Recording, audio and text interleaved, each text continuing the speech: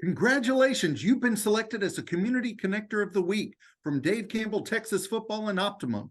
We at Optimum believe in connectivity, and that's exactly what you are doing. You're connecting your community to your school and to your players, and we're so proud of you and want to honor you, and it's a great pleasure to honor you today. Obviously, first of all, thank you, Dave Campbell's Texas Football and Optimum, for this special Tonight's officials honor. are guests of the Sandys Longhorns, and without them, this game would not be possible.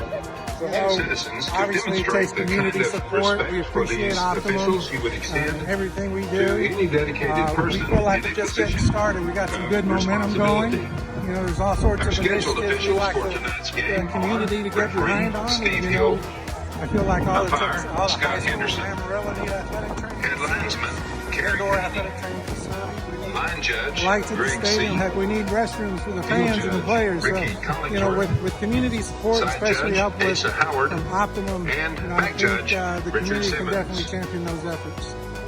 Now it's time to vote. It's time for you to take action and help your school and your community connector be recognized as a Community Connector of the Year. You can do that on texasfootball.com. Voting will begin in December. Be sure to look for our post and click this link right here.